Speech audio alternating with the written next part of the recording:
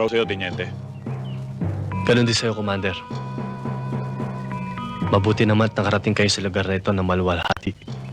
Commander, nais kong ipaalam sa'yo na makabubuti siguro magkaisa tayo tungo sa kapayapaan.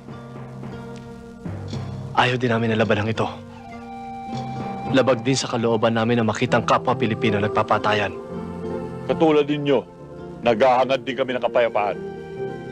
Pero kayo at ang mga Kristiyano ang dahilan ng kaguluhan dito sa Mindanao. Ang Mindanao ay para sa mga Muslim,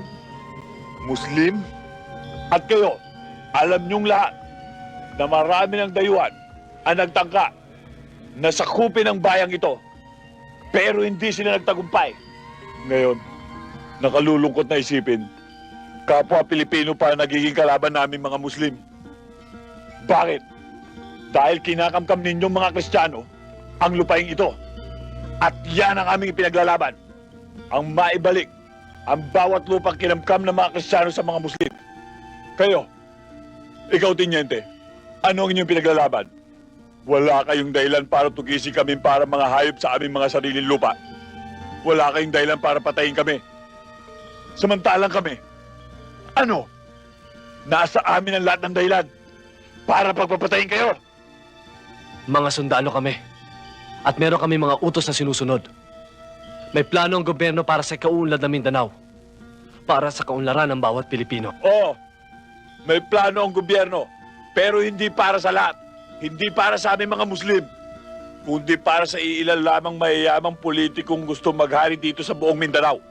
Mga politikong sakim. Tingnan mo, Teniente, kung sino nagmamay-ari ng malalaking lupain dito. Malalaking rancho dito. Mga umaabuso ng punong kahoy. Hindi ba kayo mga Kristiyano? At ang kapatagan, pinamumugaran ng mga Kristiyano. At kami mga Muslim, nasa kabundukan. Ultimong kaning isusubo na lang namin ay inaagaw pa ng gutom at hayok ng mga Kristiyanong politiko.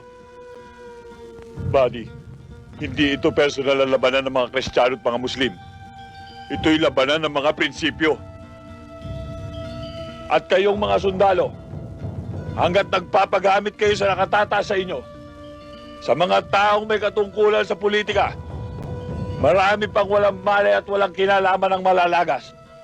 Teniente, kaya kami bumaba at nakilahok sa usapang pangkapayapaang ito ay upang maparating namin sa gobyerno kung anong dahilan kung bakit kami nakikipagdigmaan sa inyo. Makakaasa ka, Commander. Magandang araw sa iyo, Teniente.